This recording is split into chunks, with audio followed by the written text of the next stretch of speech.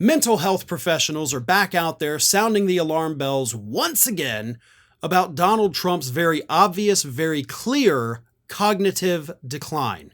In fact, during recent interviews with Stat News, multiple mental health professionals suggested that Donald Trump might actually be suffering from Alzheimer's disease, and it's not for the reasons you think.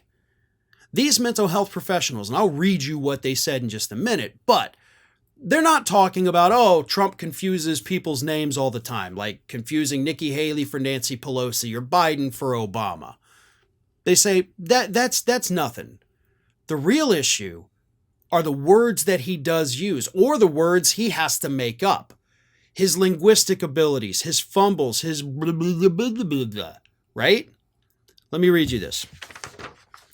This first one is from Ben McCallus, a clinical psychologist who has done cognitive assessments for New York's Supreme Court. He's the one who played down the issue of confusing the names, that does nothing for me. But he did say, there's reasonable evidence suggestive of forms of dementia. The reduction in complexity of sentences and vocabulary does lead you to a certain picture of cognitive diminishment.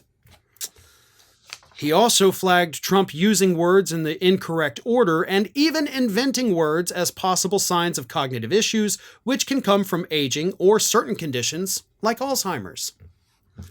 Now, this is something I have pointed out as well. Donald Trump is using very small words, and he's using very small words over and over and over and over and over. When Donald Trump says a sentence, he doesn't just say it and then he continues on. He will say the sentence and then he will say the sentence. He will say the sentence.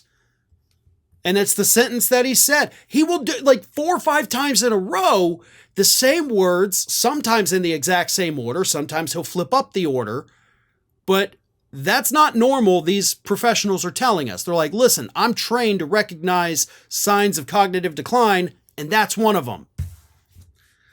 Andrew Budson, neurology professor at Boston University, he said the habit of jumping around in conversation might reflect poor sleep, ADHD, or possibly be a sign of approaching Alzheimer's.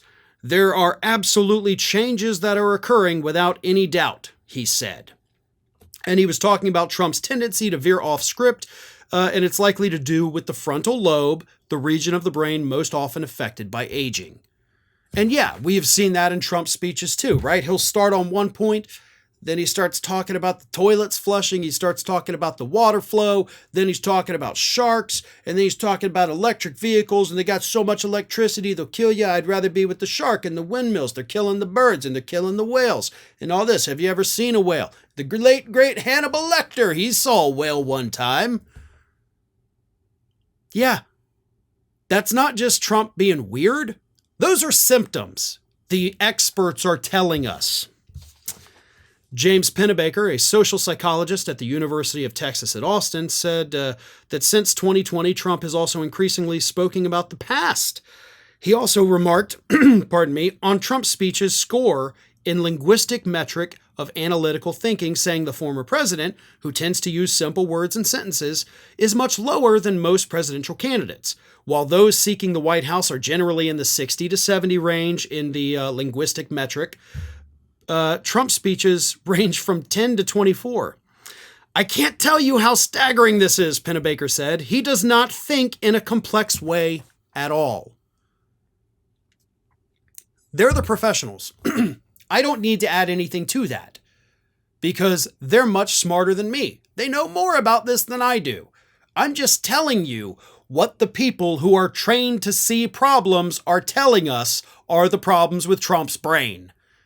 And if you're not going to listen to me, then please, for the love of God, listen to the experts when they sound the alarm bells. Well, folks, we have crossed that 1 million subscriber milestone, but rest assured, we are just getting started here at Ring of Fire. So if you're not already, please do subscribe to the channel and make sure to like, share, and comment on the videos.